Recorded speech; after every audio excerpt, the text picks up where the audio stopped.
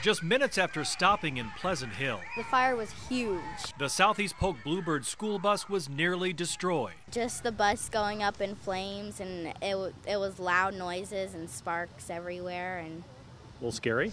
very scary. All the smoke started coming out more, and it caught on fire, and it blew, kept popping, like the gas parts or something, and the tires were popping. It was horrible. 7th and 8th graders were coming home from their first day of school when they noticed smoke pouring out from near the steering wheel. People were screaming, like they all said, "We're gonna die, we're gonna die," but we all came out fine. Fine because the bus driver was able to pull over and the kids got out fast. These two boys, Tim and Robert Morris, that go to our school, they actually came out and busted the back door open so people in the back could get out. It was very loud and just trying to not panic and stuff. Someone called me and said I saved everybody's life. It turns out from the time they're in kindergarten, every Southeast Polk student practices school bus evacuation drills. And this time, it really paid off. See why we practice bus evacuation? You never know when you're going to need it. I've been doing this for 15 years. This is the first time I've ever had it happen, so it's not something that happens very often. Chris Latcher caught the flames, the screams, and the explosions on his cell phone camera. Standing behind his camera, 16 kids who managed to get off the bus just in time, alive and well. And what a story they have to tell on their second day of school. It was quite scary because I've never been in that situation before. Yeah, I just knew the bus was blowing up. I thought it was gonna explode or something. It was really scary. But are you thankful that you're okay? Very thankful. Nobody got hurt? Nope, nobody got hurt. As soon as you get here, do the next truck in, Jack. Just hide it right behind my truck. It exploded, just like the roof raised up, and the bottom just pooped like that, and fire shot out through the sides. Maybe I was crazy for running in, but I heard a guy in yelling and screaming to help, and what are you gonna do, stand outside? Two men, Biker Mark and Steve Miller, refused to stand and watch the flames grow. I yanked the door open and busted it off the hinges. All there was smoke, insulation everywhere inside the house. It was just total destruction. I mean, just devastation. It was crazy. We tried to pick him up, but he's 600 pounds. We got him out on the ground, and he collapsed, but the fire started getting hotter and hotter and hotter, and so we started just rolling him across the street and rolled him down into my ditch. His cat was in there, but I couldn't get his cat out. And I started going in, and I turned around and came back out, and I did. About 30 seconds later, it was up, gone. The fire was so fast, so hot, and melted the siding on the homes next door. Firefighters from Ankeny, Sailor Township, and Delaware Township battled together, evacuating neighbors and fighting the flames. I'm just kind of glad that my house didn't catch on fire. You know, that's one thing I was worried about too, but this house right next door. His home was saved, and so was the man he fought to find. It's all the skin on his hands was melted off. We got skin just falling off of his arms. Badly injured, but able to talk and leave clues about what started it all. He was always coherent. He said a gas explosion happened, and that's what it looked like, just kaboom. He just said, I had a gas leak, and I said, you're lucky. To a 4-year-old. 4.5. Okay, 4.5-year-old. There's independence and speed. Because you can go faster. In 2 wheels. Just within the last month, he's taken his training wheels off, so he's been riding a lot. And the cul-de-sac rule? A helmet every time. So you don't fall off and bonk your head. But this is helmet number 2. The first? It broke. How'd it break?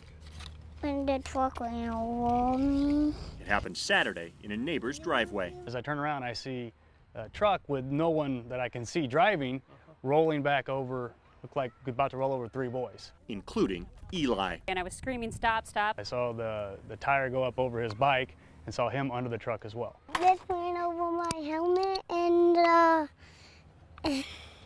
There was a 2-year-old inside that must have somehow put it into gear. It was scary. The chin strap was still around his neck with a piece of helmet on it. Shattered in so many pieces. 6, 7, 8.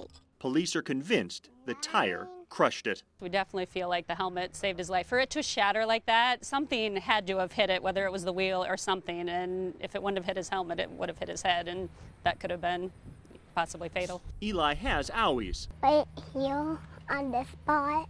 Plenty of them. On my forehead and some on my face, and But after a little bike repair, kind of got old, but my neighbors fixed it. and a hospital overnight, Eli came home, clipped on his backup, You have to put a helmet on. You do? Why? Because so you don't fall off and hit your head. And triggered tears of thankfulness. I totally think it's a miracle, and it was God's protection over both him and our neighbors. Sometimes you can just look at a couple and see love. Christopher and Christina Keeker are one of those couples. Well, after the first date, with all the sweating and the stuttering, the embarrassing things that came out of my mouth, and she accepted my offer for another date, I knew that there was something different there. They married in 2009, left Iowa City this year when Christina got her dream job with the city of Clive and bought their first house. We bought the house with cash. It was a dump. It needed tons of work. Their future in the new home and their life together were taking shape until it happened. Because I had these panicked voicemails on my phone and I didn't understand. It was very vague. Somehow the helmet separated from her before she hit the ground.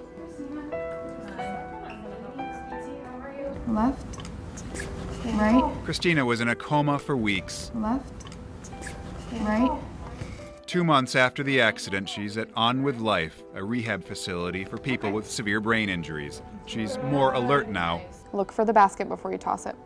Look. Good. Relearning how to use her body and speak. Here it comes. How we're going to add this Here it comes. Just tap it.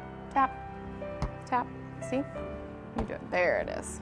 It's not like the movies, which is something I've come to learn. In the movies, you're in a coma and then you get a kiss from your wife and you wake up and you know what's going on and you miss the kids. I'm optimistic that I'll have a partner that I can share my life with again. There's a chance I won't. There's a chance I won't have anybody to take home. He wears his wife's wedding ring every day as he works alongside her therapists. He doesn't know if he'll ever be able to give it back, but thinks he will. Right now, Christina is really not sure who she is. So when she's ready and understands what's going on, I'll be happy to give her a ring back. When she takes it from me, that would be good too. I'd like that back, Christopher, and just takes it right off my finger. That would be good.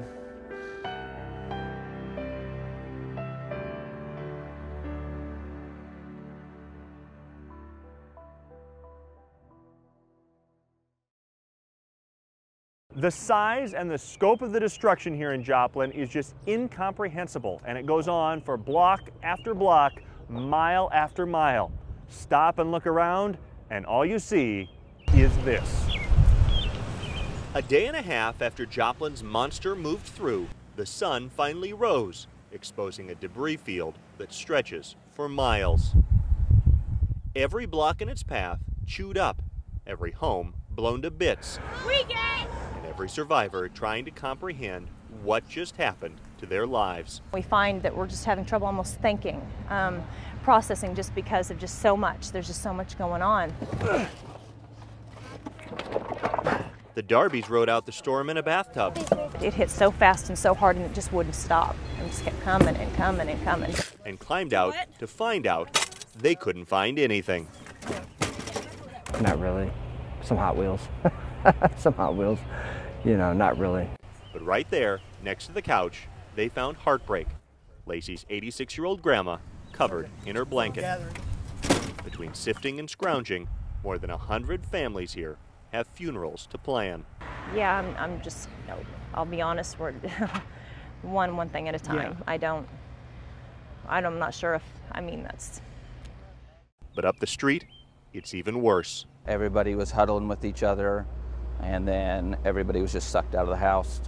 Everybody went different directions. Including a 16-month-old boy no one can find. Still today, no hospital has him. We checked the morgue yesterday. He's not in the morgue, so we don't know where he's at. You have to sift through the rubble to find it, but there are signs of hope in this cleanup job that will go on for months, if not years. I'm Eric Hansen in Joplin, Missouri. And that major winter storm we've been warning you about, it is here. Blizzard conditions with the blowing snow and bitter cold, and it is not over yet. Here's the very latest for you. Travel not advised over a good portion of the state. This accident on Interstate 80, a clear indication why that is. A blizzard warning remains in effect until noon tomorrow, and after that, the wind chill will become a major concern. The Iowa National Guard has deployed 20 soldiers to southeast Iowa, where as much as 20 inches of snow is expected.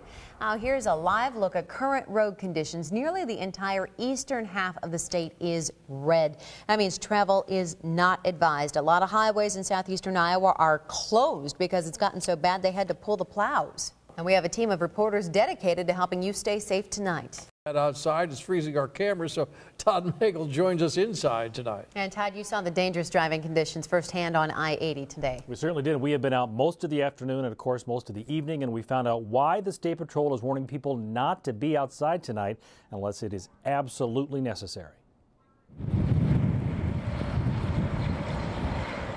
Nightfall only makes a bad situation worse. What was difficult to see during the day is impossible at night thanks to more snow and more wind. This rest area east of Des Moines is now a truck stop. It looks horrible. It's just complete whiteout. You'd be lucky if you can see 100 feet on occasion. Day or night, travel along I-80 east of Altoona has been tricky.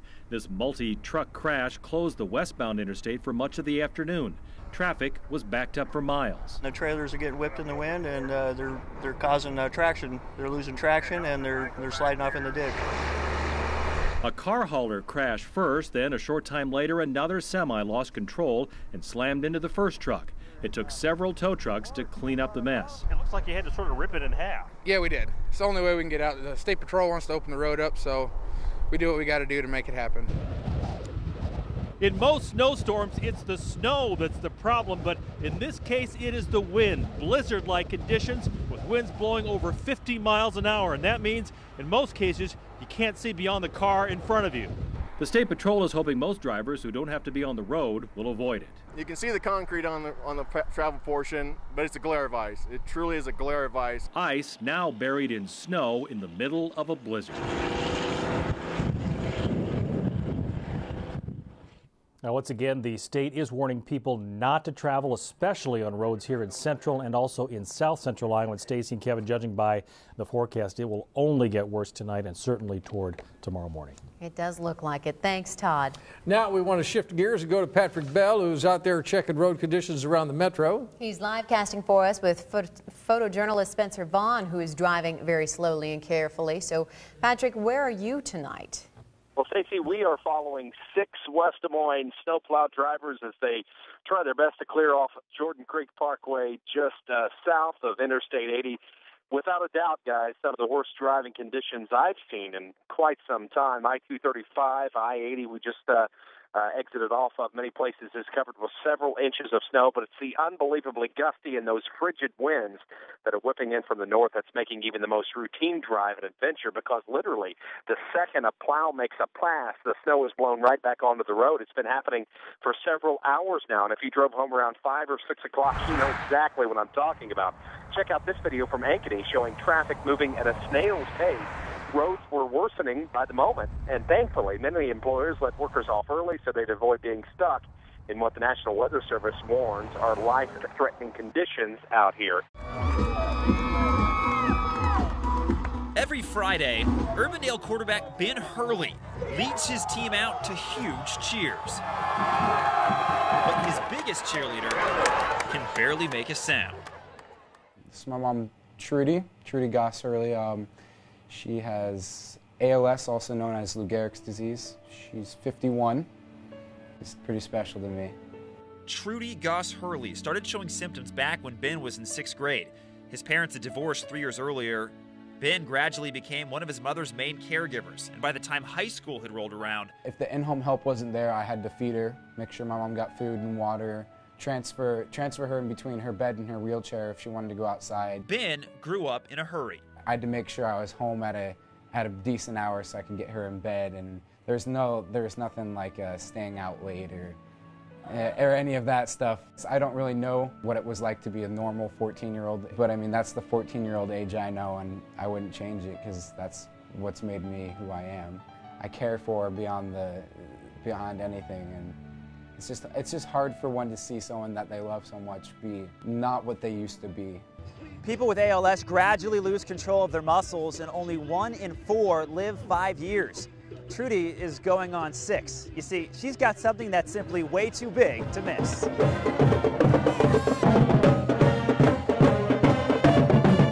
My mom used to tell me all the time that coming to the games was one of the most important things to her.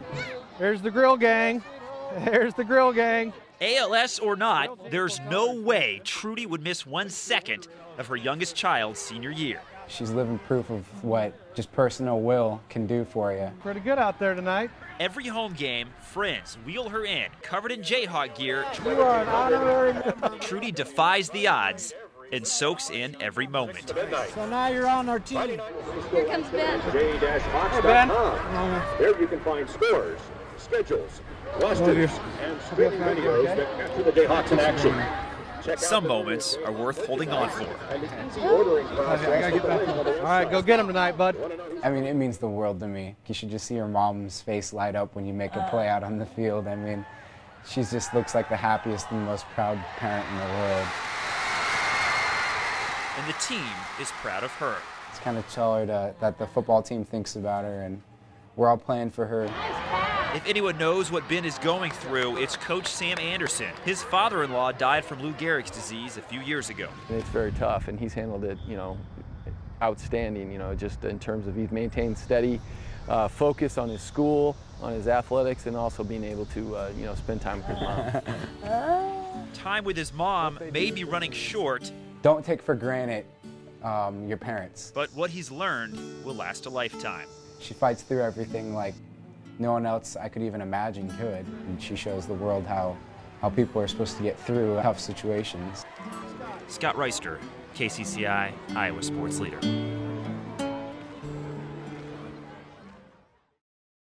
They got married here in State Center. May 26, 1939. In this house, on the day she graduated from high school, Norma Stock promised to love Gordon Yeager forever. They're very old-fashioned.